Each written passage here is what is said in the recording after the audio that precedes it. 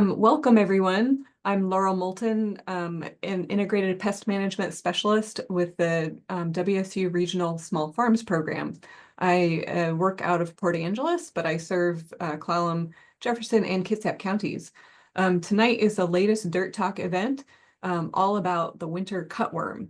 For those of you that have not attended a Dirt Talk event previously, these are hosted by our Regional Small Farms program, usually in conjunction with a local farmer or agricultural specialist willing to share their expertise on a given topic. For this particular one, I didn't advertise a specific farmer partner because we put this together on short notice in response to all the inquiries we were getting about this particular pest. But I know there's a couple farmers here who I hope will share their experience. And everybody, of course, in a Dirt Talk is welcome to share their experience, and the whole purpose is conversation, learning from each other, learning from science, and seeing what works. So some housekeeping things. First, I'll do a short presentation just about the life cycle and what is a winter cutworm. Then we'll open things up for questions, sharing, and discussion.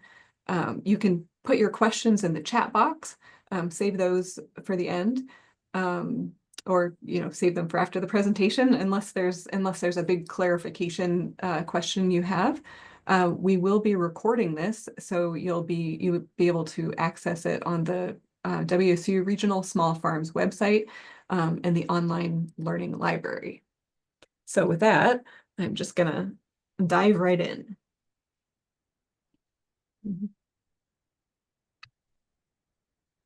First, just what I'm going to cover today. What are cutworms? What are some of the usual culprits? All about winter cutworms, and then we'll go over some management strategies. So first, cutworms are the larvae of noctuid moths. In the center of the screen there with a black background. That's an example of a noctuid moth. This one just happens to be the winter cutworm that I'm talking about tonight, but all cutworms are noctuid moths. They are typically smooth. They may have markings, various markings, dashes, triangles. They come in all different colors. They can be subterranean or climbing. When they're subterranean, they spend the daytime kind of under the surface of the soil, under plant debris, and then they'll come up and feed at night. There's some of them that will climb up into grapevines or fruit trees, things like that. Cutworms typically are found individually, feeding solo, or they may feed in groups. Typically, we call the ones that feed in groups armyworms, but the winter cutworm is an exception. This is just a slide from a previous Dirt Talk I did on just generally on cutworms. So you can see down in the left-hand corner what is not a cutworm. A lot of times folks mistake cranefly larvae for cutworms. Cutworms tend to have, you can see their legs, and they have a tough kind of head capsule, whereas cranefly larvae are the larvae of flies, and so they have this kind of ruffly posterior, and you can't see their legs or prolegs. Of these just examples of cutworms you may find in this area, there's a number of them that overwinter as larvae. There's some of them, the black cutworm, I don't think overwinters here at all. And I don't know about this armyworm, but the variegated cutworm, spotted cutworm, and winter cutworm are all ones that you may find in the winter. But the only damage you're going to notice in the winter, the only active ones usually are the winter cutworm. So the winter cutworm is also called the large yellow underwing moth. Noctua pronuba is the Latin name. This is a species that is native to Western Europe, and it was first found in the oh gosh, I put first found in the US in 1979, but Canada is not the US. So in North America, it was first found in Nova Scotia in 1979. And after that, it just progressively went west and down south. So it was first found in Washington in 2004. Um, in Washington and the whole Pacific Northwest. Since that time, I think it showed up in Oregon a little bit sooner than that. And since that time, there have been periodic outbreaks. The only one that I actually noticed was in 2015. Um, for that one, my husband came in the house and he said, "Laurel, there's worms all over the lawn." And I just, in my head, I kind of blew it off. I was like, he doesn't know what he's talking about. I mean, they're just earthworms. It's raining. That's what they do. And then I went out and I thought, oh my God, the lawn is covered with cutworms. What is this? And that was in 2015. At that time, when I looked it up, um, I just found information on them being a problem in grass and forage crops. So, but they're a little bit worse than that. Okay, so they can be a pest on winter vegetables, pastures, lawns, winter grain, cover crops, um, and beyond. There's some pictures here of adults. Um, they can have, the reason they're called the yellow underwing moth is their hind wing is yellow or orange. And then they always have this black stripe along the edge of the hind wing. The forewings, as you can see, are just kind of camouflaged. Uh, so it's the back wing that identifies them. So the winter cutworms here are pictures of the rest of its life cycle. They lay eggs in masses. Usually they call them sheet masses. So they'll, in July through September, more or less, you'll find them on the ends of grass, on the underside of leaves, plant stems. They'll lay them on fences. The eggs tend to be cream colored to yellow. So this picture down in the right-hand corner, I don't know if these are the winter cutworms or not, but that's just kind of generally what the eggs might look like if you found them on bird netting. Females can lay up to 2,000 eggs in their lifetime, and those eggs hatch after 2 to 4 weeks, depending on the temperature. So the larvae show up around September and stick around till March. And this is, to be honest, we don't have the best information for the Pacific Northwest. So this is the most accurate information that I could find. So let's see, they go through 6 instars, and that just means after they hatch, they're about 1/8 of an inch long, or not 1/8, excuse me, 1/18th. An eighth of an inch, yeah, an eighth of an inch, sorry. And they go through 5 more molts as they grow larger. At their largest size, they're about 2 inches long, and you'll notice they kind of get fat and sluggish, and then they pupate and turn into these brown, shiny cases that you're used to seeing when you're tilling or digging in the garden or on the farm. All cutworm pupa look very similar, so you can't tell which one they are by looking at the pupa. With these cutworms, they vary in color. Around here, I've seen them brown, kind of grayish, and then green. In Idaho, they've reported some that have kind of a reddish orange hue, but I haven't seen those here. And so these are photos, well, at least the bottom middle photo is from a local farm in Kitsap County. Thank you to Jen Clark. I used a lot of her pictures in here. Let's see. So they pupate in May or June, May to June, and they start, the adults start emerging in June. This is kind of the general life cycle if they had 1 generation per year. In Europe, they do have 1 generation per year, but there's some evidence based on surveys that were done in Oregon that they could have 2 generations in the Pacific Northwest, but based on them finding definite kind of pulses in the adult flights, April through June and August through October. So it's entirely possible that there could be two generations, but the important thing is the larvae are active in the winter and they're eating your crops.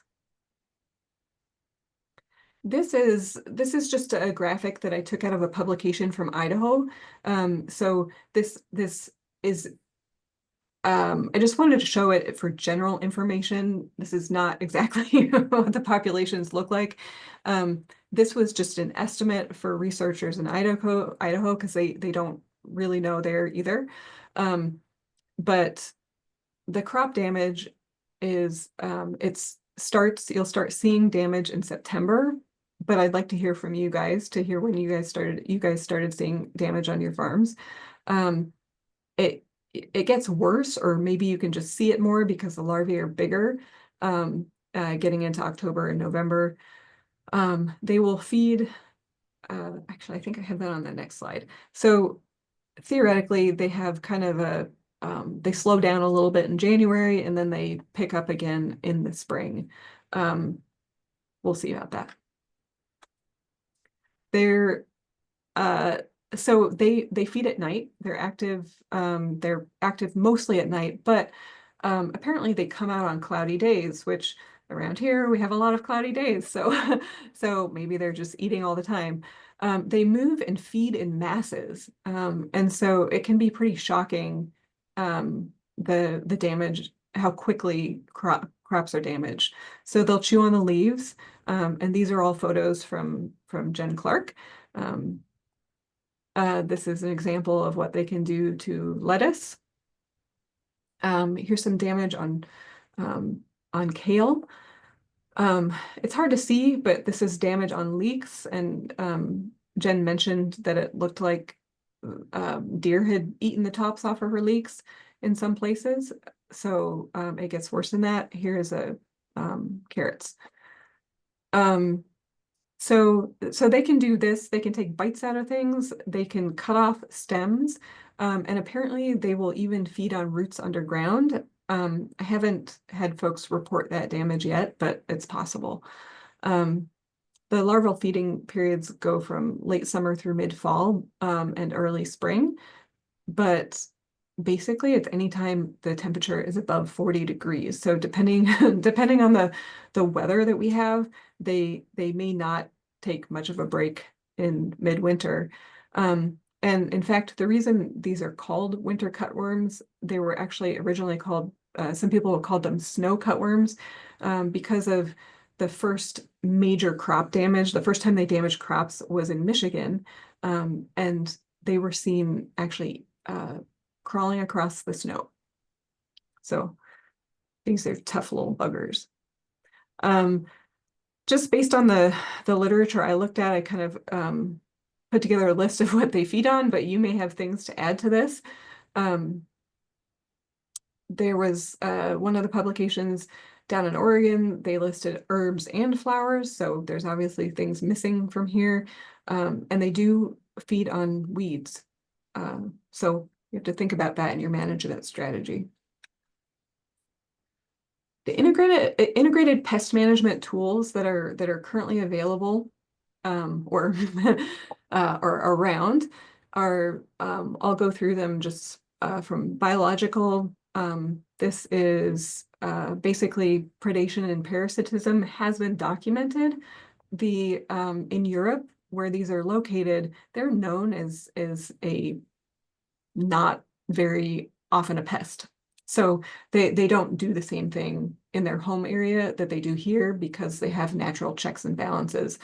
A lot of those parasitoids that are there are not here, but there has been some evidence of predation and parasitism documented in the Pacific Northwest. So anything you can do on your farm to promote natural predators is great, and diversity in the ecosystem, that will help you out. For cultural and mechanical things that you can do, chickens love them. you'll see that gross picture in the lower right-hand corner. Chickens love them, but they're kind of toxic to dogs. Apparently, when they're found in high numbers, the vets started getting a lot of reports of dogs, you know, being made sick from them. This is actually a sample that somebody brought me. Oh, thank you. That their dogs ate them and threw them up, and they were wondering what they were. So that's just a side note. Dogs like eating them. They're not going to kill them, but they might make them sick. Chickens like them, but obviously chickens like your crops as well. Also, there's limitations on how soon you can harvest crops that have been treated with manure. So chickens you might run them in grassy areas or places you're not going to harvest, or just to reduce the populations, but don't use chickens in where you're going to be harvesting.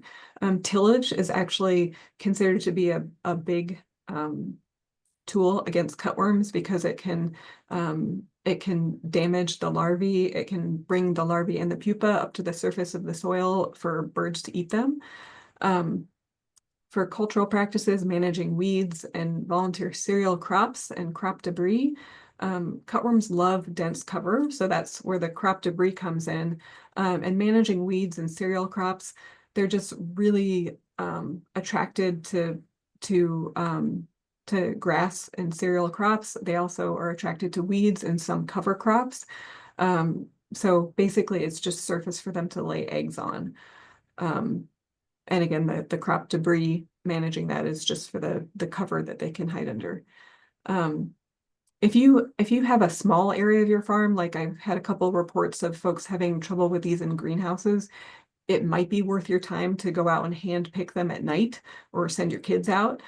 I know there's all different sizes of farms represented here, so just ignore the recommendations that aren't suitable for your scale. And finally, there's pesticides that are available, but as you know, spraying something in the winter is kind of hard because it's really moist outside. So pesticides are used to target the larval stage. The moths aren't, that's not a great time to target them.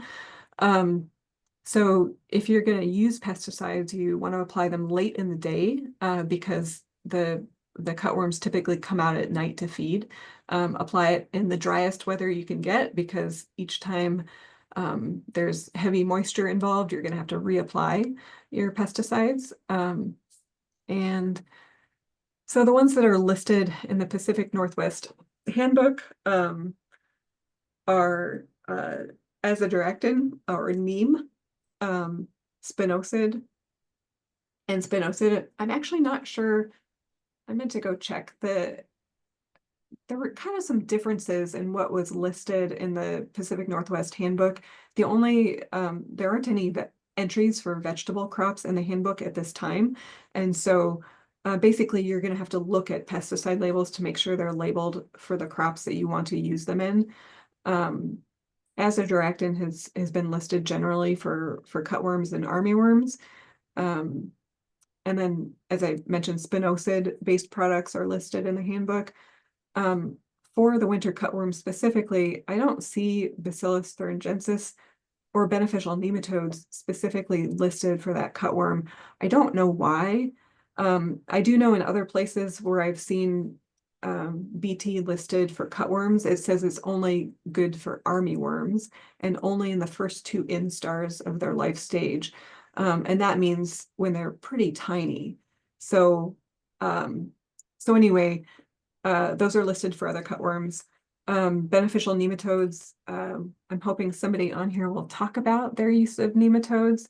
Cutworms are on the label of several beneficial nematodes, but I don't have data, and the folks that update the Pacific Northwest Handbook don't have data to recommend that. Okay, so good resources for these guys. I do list the Pacific Northwest Insect Management Handbook, but at this time you won't find a winter cutworm entry under any vegetable crops. It's mostly for cereal crops and seed crops. There's a great publication that came out of OSU in 2006.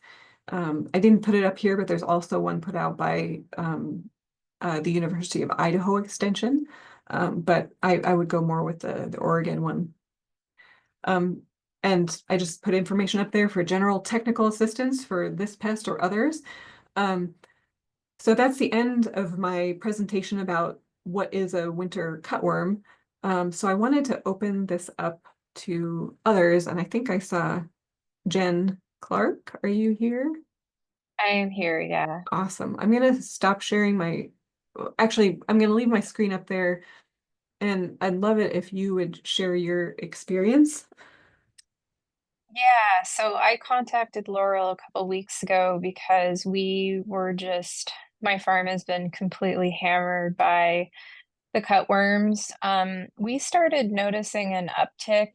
We didn't know what it was. We thought it could be cabbage moths, but we saw an uptick probably starting in August. And at first I thought it was just I haven't been spraying BT. My IPM has not been the best. And then it just kept escalating and getting worse and getting worse. And um, we started losing entire beds of crops. On my farm, we've got to cover all our carrots with netting because we have carrot rust fly. And we went and we opened up nets of carrots to find entire rows. The entire carrot top would be completely defoliated. Like Laurel said, we were walking through our leek field, and I thought that deer had eaten the tops off a big section of my leeks, but we later found out it was cutworms.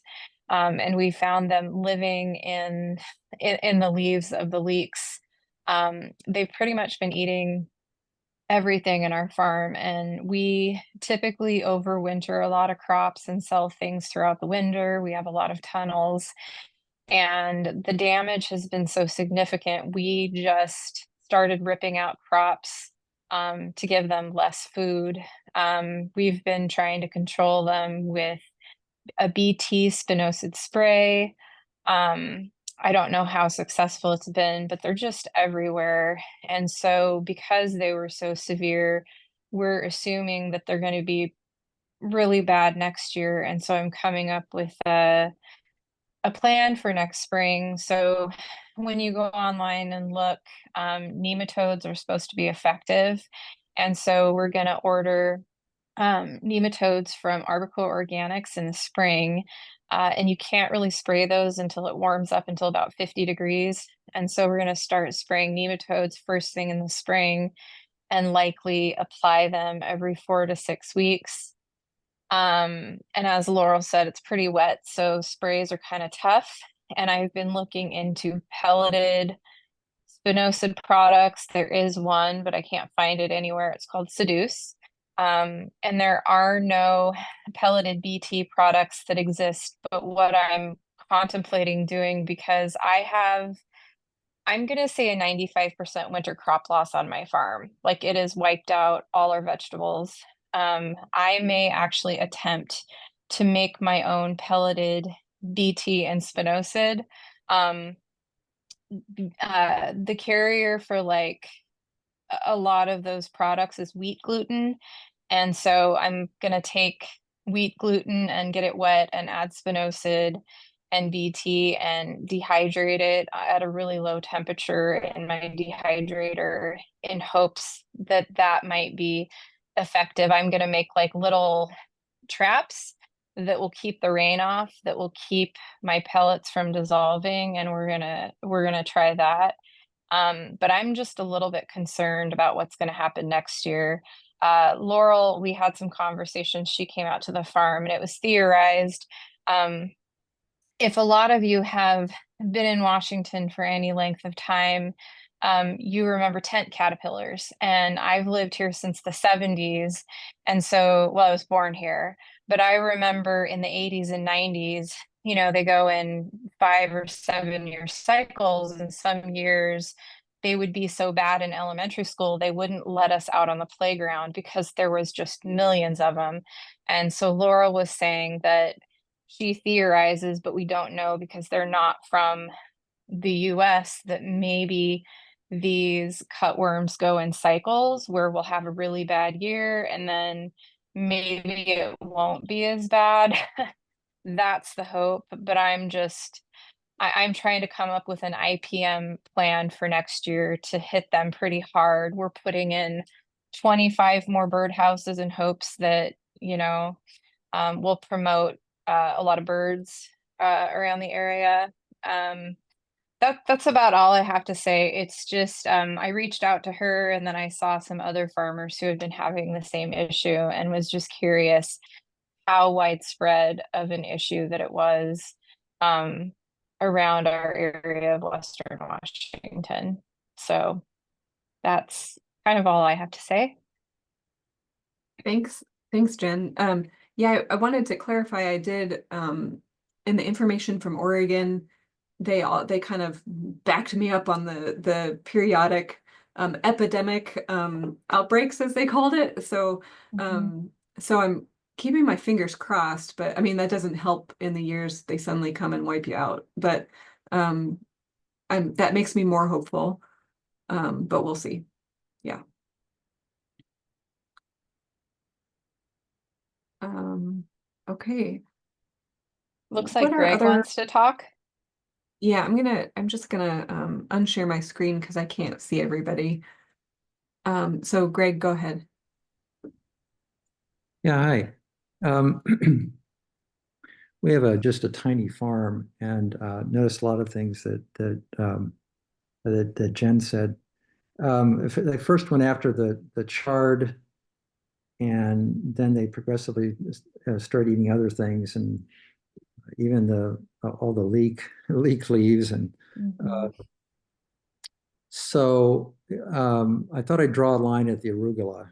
The arugula was fine, and then all of a sudden I started seeing cutworms on the arugula. So I thought, well, I'll go out and do the, picking at night thing. I did that 2 nights in a row, and it was just this tiny little strip of arugula. But I really like that arugula. It's really delicious. So I did it two nights, and then that seemed to slow them down. And then I went out several nights later, and I only just found one. So my question is, do they move around or do they just come out of the ground where they are? And once you get them in a particular area, then that area is good. Yeah, so the answer to that is yes, they move around.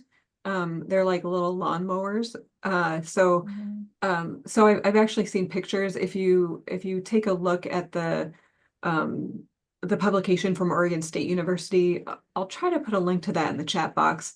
Um, they actually show pictures of lawns where you can actually see a line or big patches where the cutworms have fed, and so they're gonna, with Jen, I'm assuming they, Like crop circles, huh?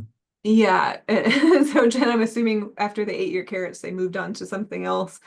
um but They did. And Laurel, those lettuce pictures were from my farm. And so they would eat one head of lettuce, completely defoliate it, eat the center out, and then they would just move over to the lettuce next to it. So they definitely migrate. And yeah, there's hundreds, if not thousands of them.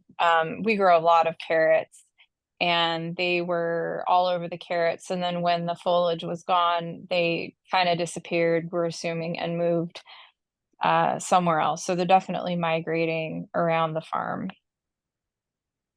Thank you.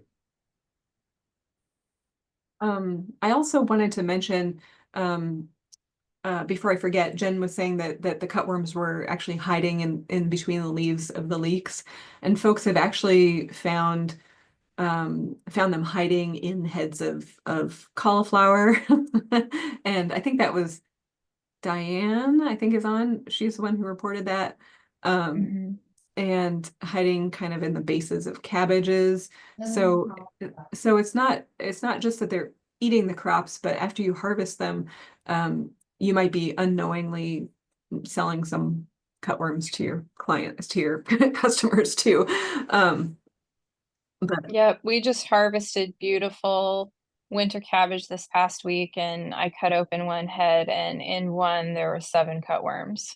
So they're hiding in the heads of cabbage. It's pretty bad. Yeah. So are they actually just hiding in the kind of leaf axils in the cabbage, or are they feeding inside there as well? Both, Both. both. Okay. Yeah. Oof. All right. Hmm. Um, good to know. Not good to know. Okay. Yeah. Okay. Bob, do you have questions or comments? Yes, please. Thank you. I read an article about the ground beetles, and so I put in the four corners of my plot mounds of compost that has the foliage, the grass, the whatever, and they come out at night and they forage. Are for slugs and snails is where I appreciated their efforts. Uh, do you think they would take on the cutworms who are also nocturnal? Yeah, I believe they would. Um, Years ago, I actually studied, there's a European ground beetle that's really common on farms and in gardens. And those definitely love eating earthworms. There's research that says they like eating slugs. Um, but yeah, so I think those would go after cutworms. They like big juicy things. And there's certainly some native ground beetles as well that enjoy those. So that's one of the things you can do, like you said, is just create habitat on your farm where beetles might hide out. Because that will just they're never gonna be um, it's not going to be a herd of beetles running across your farm saving it from cutworms, but every in pest management, we like to say many small hammers. Use what's in your toolbox. So the more tools you have, the more complete picture you'll have, of supporting your integrated pest management goals and kind of keeping things in balance. And I did have an untended pile of compost that I prepared for the asparagus patch, and I didn't get around to spreading it, but when I did get around to spreading it, oh my word, there were all these ground beetles whose habitat I had just disturbed. I was so apologetic. I couldn't recreate it for them, but they are about and around. Mhm. And so I just needed to put them in the four corners so nobody had to go very far in the middle of the night, like I did. So they're out there. We just have to create the habitat and they'll do our work for us. That's pretty cool. Thank you. Yeah. Okay, Diane.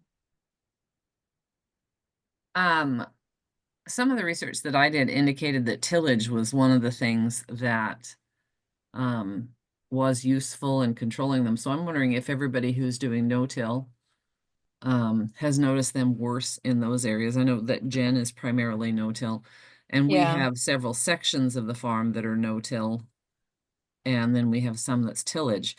And in the areas where we have tillage, we haven't had as bad a problem with it. Though we do have them. We first noticed them early October when we were planting garlic, and it was going into a no-till bed. And at one point, one of the farm crew sent me an image, and there was in his gloved hand there was about 6 of them, and they were in varying sizes and stages. So Mhm. that we didn't realize what a harbinger it was. And in fact, I was on a site visit in March of last year, visiting a farmer who had a caterpillar tunnel, rather ironically named, I suppose, Mhm. that was experiencing some crop damage in their really early greens. And I said, it looks like cutworm. And so we kind of dug around. Sure enough, like right in the dirt, right around the plants that were showing damage. And there was a nice big fat one. And at that time, I didn't really, it didn't send any alarms because everybody has a few bugs here and there. But in retrospect, we did see a lot of the pupa in Mhm. our beds this year. And what I'm wondering, since the only thing that's really, really different is that we had that cold snap where it was down around 15 degrees and we had a really deep cold frost into the ground. And I'm wondering if they have a natural predator in one of the wasps, one of the ground dwelling parasitic wasps, because I know that some of the wasps do love to parasitize cutworm larvae. And so I'm wondering if that frost didn't like wipe out some of their natural predators. Yeah, that's so you've got a few good observations there. You know, all the information that I've read suggests that low or no tillage is kind of a risk factor for getting in outbreaks of these. However, since they move, if you have grass nearby, or cover crops or fallow fields that have plants that are attractive to these cutworms, or you know, when the moths are laying their eggs, they can migrate into the field. But I have there's at least, I don't know the tillage versus no tillage status of all the farmers that I've talked to, but I know at least one farmer that I talked to does till. I mean, you know, he's not destroying the soil constantly, but he does employ tillage. Um, and he had them not at outbreak levels. Um, and okay, and then your comment about the cold winter. That's, I mean, it's a possibility, but it's kind of like with Jen mentioned tent caterpillars, and we still don't know the whole picture for what brings an outbreak year for tent caterpillars. And you know, it kind of has to do a lot of times with just populations building. They're not causing enough damage to see it. And then they're at high enough levels where you do see it, and their natural enemies kind of catch up with them, and so that's what causes the ups and downs.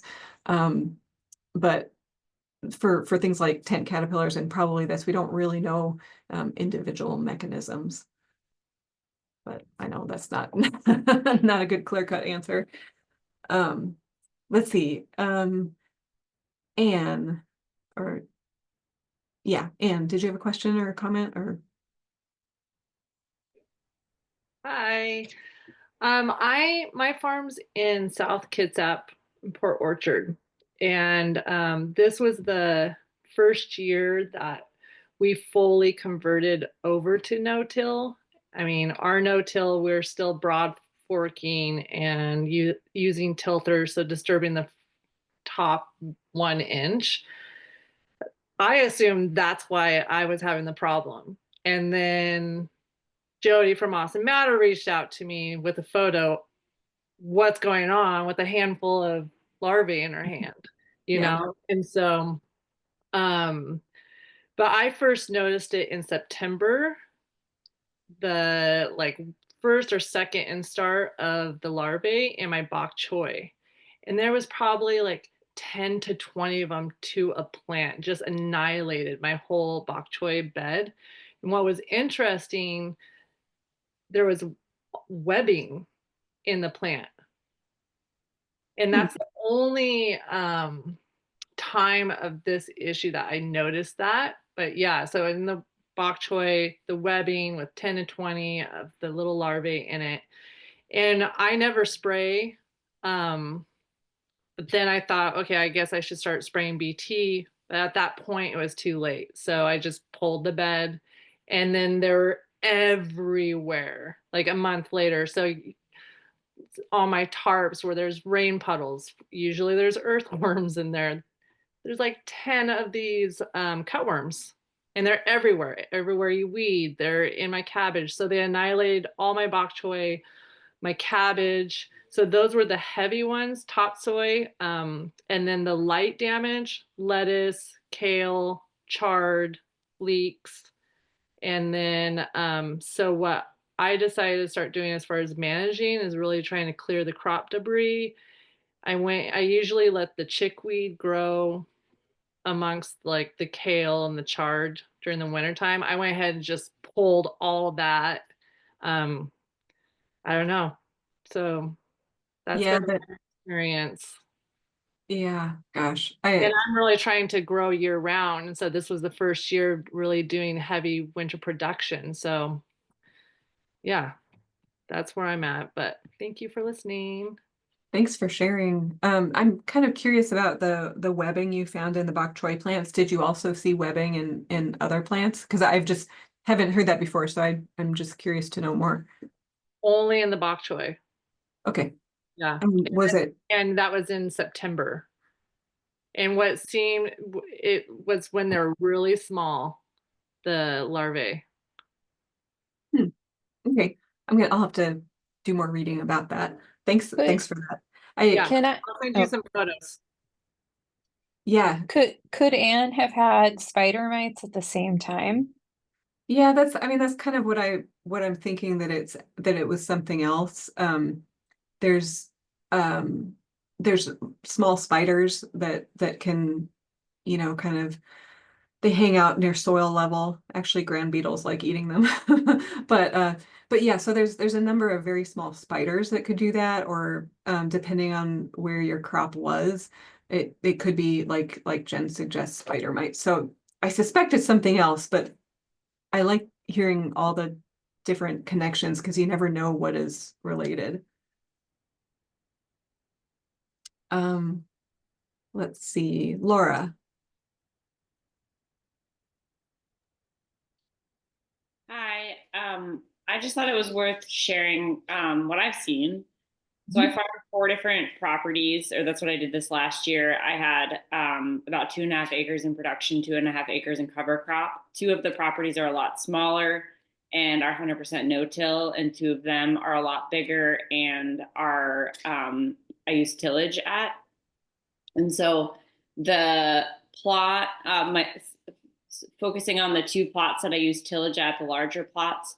One of them I did 2 nematode applications this year. And so it's so interesting that you were asking about nematodes, because I really haven't seen them there. Like, I killed one there today. I was harvesting salad. They're there. But it's almost a not issue at that property.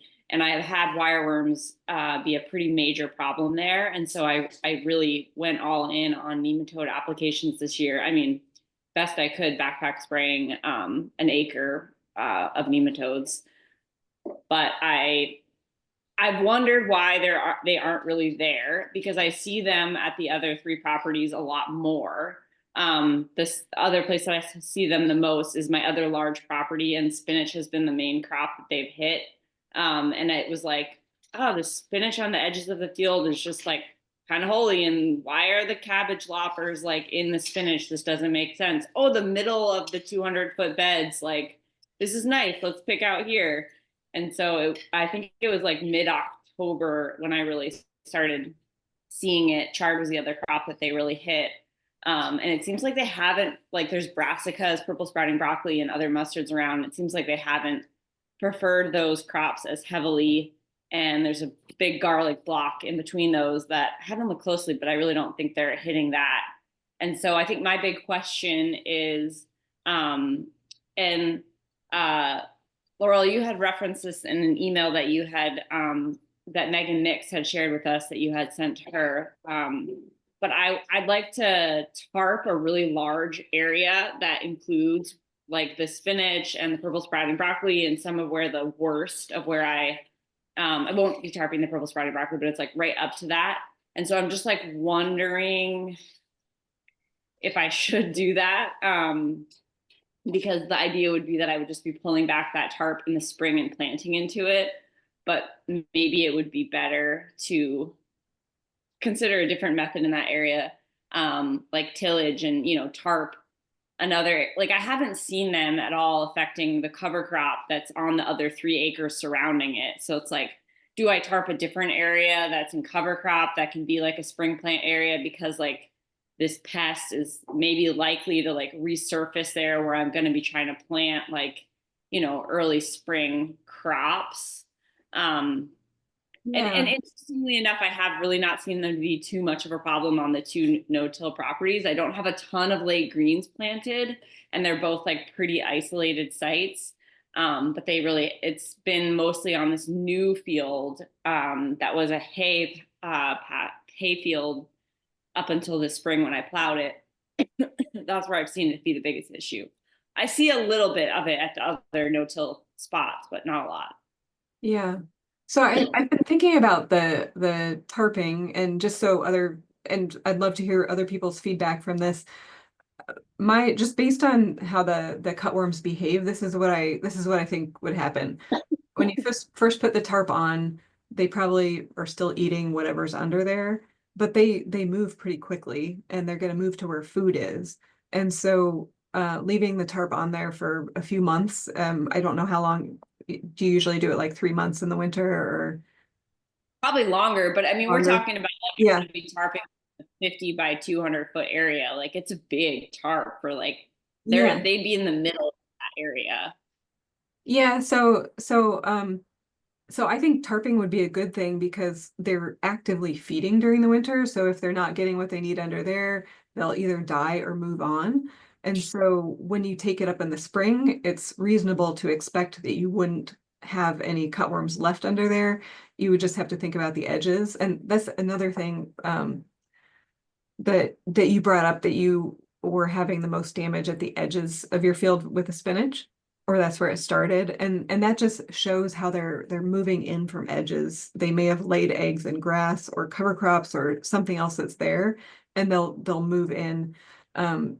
In Oregon, they were finding wet edges, they call them, were also, likely areas where they would target. So edges of the field, wet areas, but also they can get the center too, but oftentimes damage will start at the edges of larger fields. But anyway, I think tarping is fine, and I think that will scare the cutworms away and buy you a little bit of time in the spring.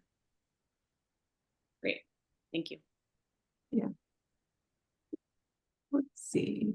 Diane, is your hand still raised, or? Yeah, Okay. So I was just wondering, if you could focus on the predation of the moths with something like bat boxes, if that would be like yet another approach. Yeah, more bat boxes. I would support that. I don't. Well, I mean, bat boxes are awesome, but Yeah. I was just thinking about like all of the various like points in the life cycle in which Mhm. you can go after them. I know we have a couple of acres, or we have a couple of areas where we've been growing greens this year, and we made, semi-regular use of Sluggo Plus, which Mhm. has spinosad in it. And we don't like to use it really aggressively, but we were getting some slug action in there. And I don't notice them being that bad in those areas. Mhm. So I don't know, maybe because we got it down and the crop isn't in the ground all that long. And so, unlike carrots or something that's longer, what was interesting is that we didn't lose any carrots and we didn't lose any parsnips. Mhm. And they were both in areas that were no-till. Mhm. Um, Yeah. and they were undercover. So, I suppose we were just really fortunate. I mean, the big issue is that if you've got a growing area and, the OSU stuff suggests leaving like a 4-foot soil, like bare soil barrier around your growing areas, because of course they love the turf. And I'm like, well, if you've got bare soil, you're probably going to want to plant it. Yeah. I know that's I agree with that. So there was a question in the chat box. Thank you for answering that, Diane. How wide of a dirt border is needed around a bed to prevent cutworm traversal? The recommendation is 4 feet, but I think that's, yeah, 4 feet is what is recommended. I'll stop there because I don't know any better. And let's see.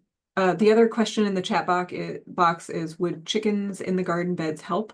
And yes, as I said before, yeah, chickens would help, but you don't want fresh chicken manure alongside crops you're going to harvest.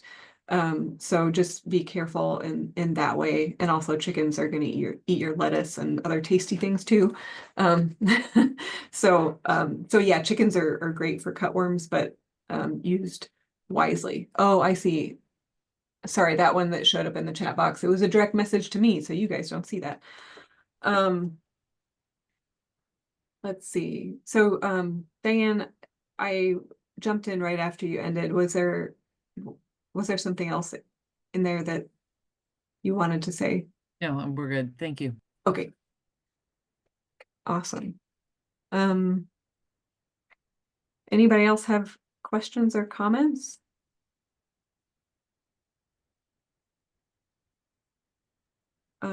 Well, this is Bob.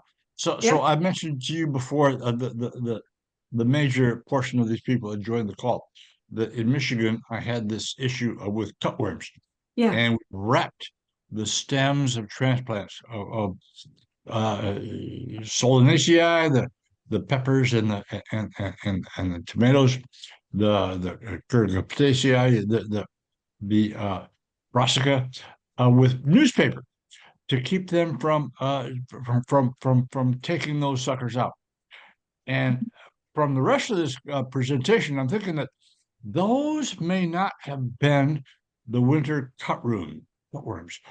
What are your thoughts about, were they the winter cutworms, or were they another kind of cutworm? Mhm. You know, it's hard to say because I'm not too familiar with Michigan, but I will admit something. When I listed the crops that winter cutworms are known to go after, there were a couple publications that listed tomatoes and potatoes, and I shouldn't have taken them out, but I took them out because I mean, potatoes, those are in the ground pretty early, so you could get some damage on the young sprouts, but most people aren't putting in their tomatoes until, late spring, early, or, very late spring. So I took that out. Maybe I shouldn't have, but yeah, they are known to feed on potatoes um, and tomatoes. So I definitely shouldn't have taken the potato off the list. Tomato, I'm still not sure about. I just don't think winter cutworms are going to do harm to your tomatoes in the fall because the plants are too big.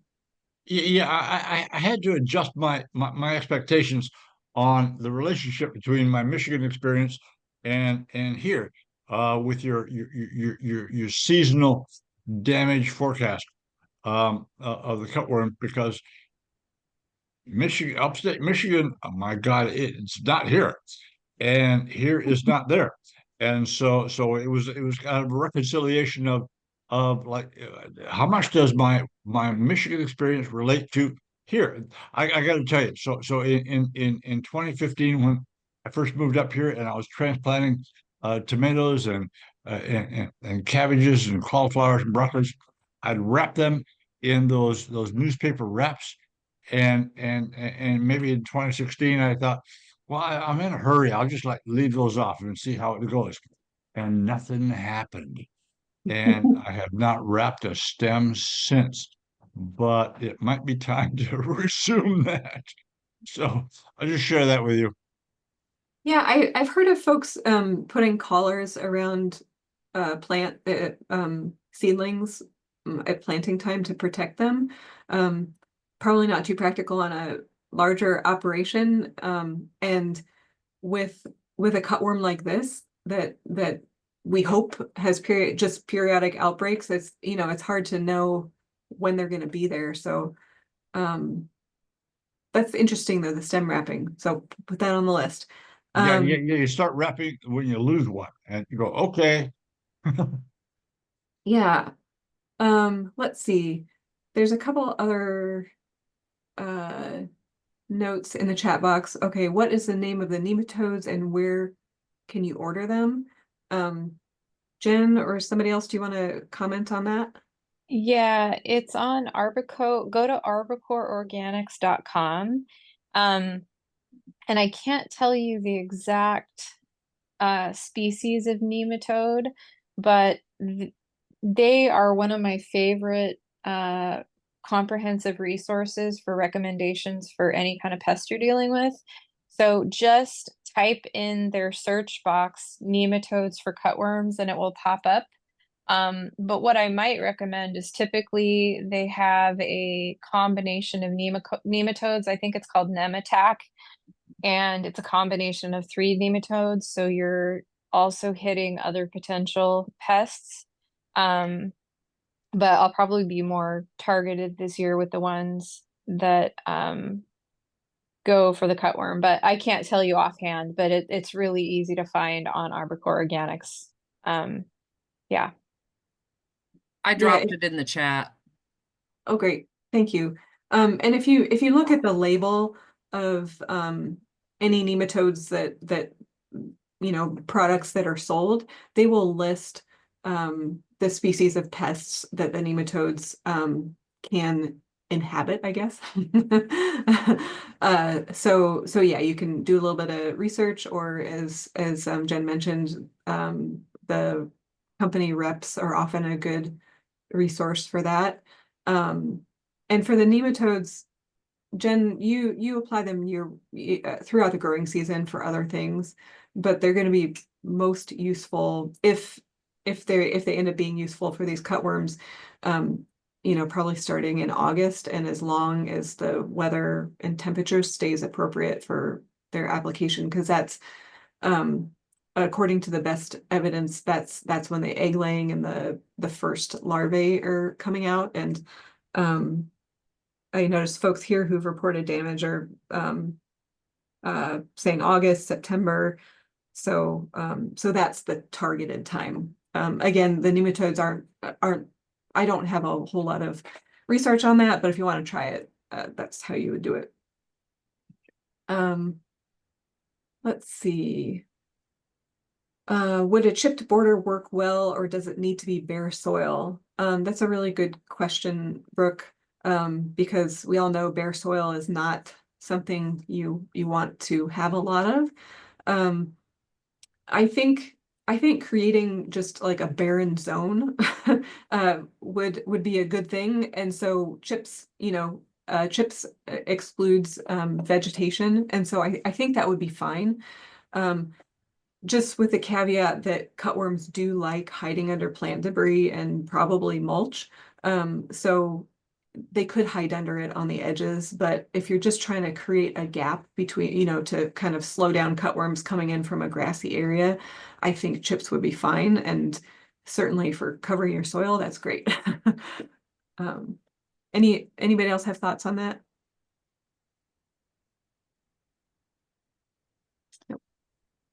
Okay, let's see. Barbara says, would surrounding the stem of taller plants like brassicas with a felt or plastic piece help prevent cutworms climbing the stems? I would love to see, like, if you try that, I'd love to hear about it. I would say probably not felt, because that gives them some texture to climb on. And plastic, I don't know.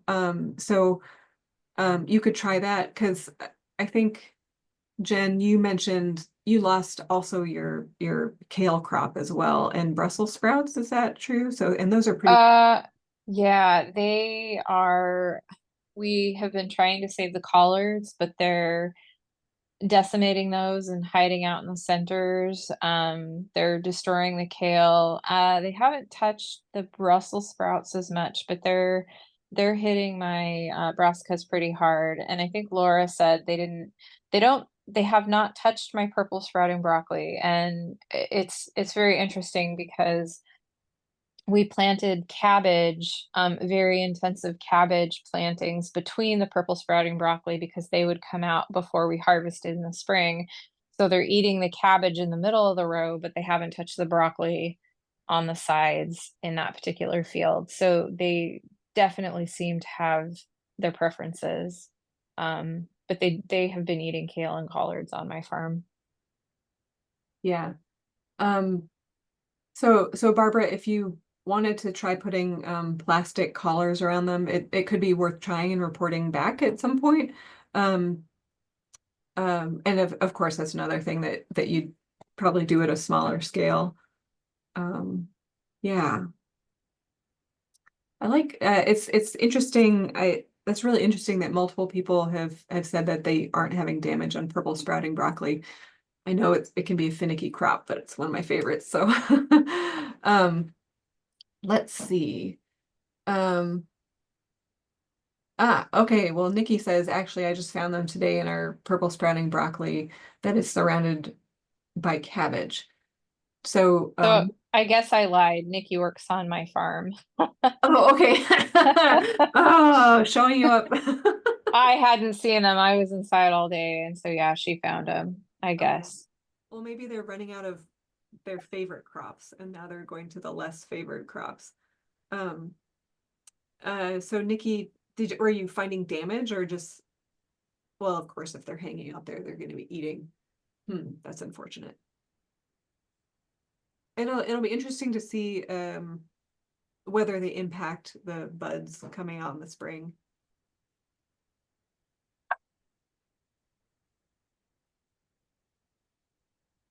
I'm here now currently. Can everybody hear me? Yep. Okay, so the purple sprouting broccoli that was discovered today with the pets, they were climbing along the stems and they were basically coming out of the cabbage because we have 2 rows of purple sprouting broccoli and cabbages down the center.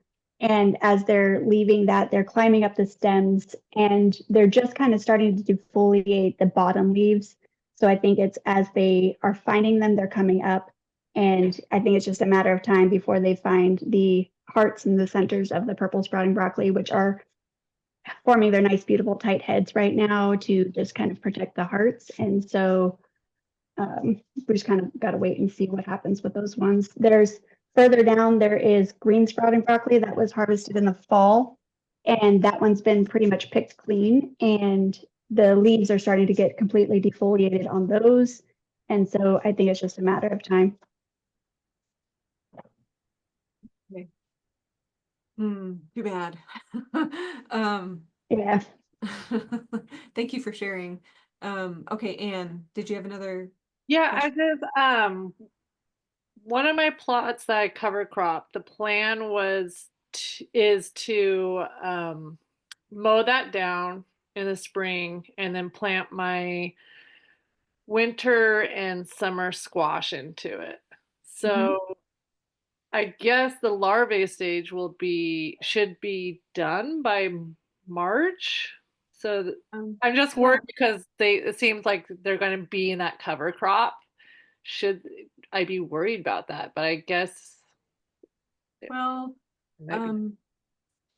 I would say you're probably, well, I'd like to hear how it goes, but if you aren't finding them in the cover crop, that's a good sign. But at the time, when are you usually planting your squash? Beginning first week of June, or do you do it earlier? I do it earlier. Earlier, okay. So probably the end of March. I mean, I'm getting them in the ground pretty early, so Okay. I forgot you said you're in Kitsap County? yeah, South Kitsap. Okay. Yeah, so you you need to do things a little bit earlier than we do Yeah. over here. Yeah, I think I haven't seen any I haven't seen squash on any list of known crops that they go after, but that could change. So I would just, and also you're putting them in relatively late in season. It's not like you're putting them in March, right? Yeah, it would be probably the end of it would be like in May. So the Yeah. end of April, early May. According to the information that I've seen, May is safe. Yeah, okay. Yeah. I assume so. All right, thank you. But do report back if you find otherwise. Okay, I will. Thank you.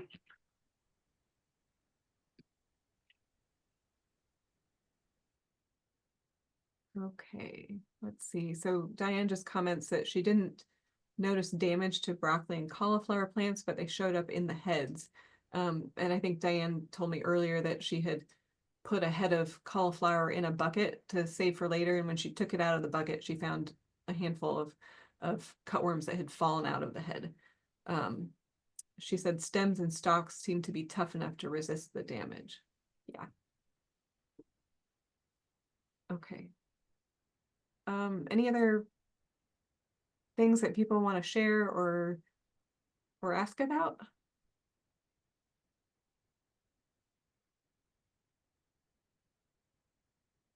Okay, well, I want to say thank you so much for joining us.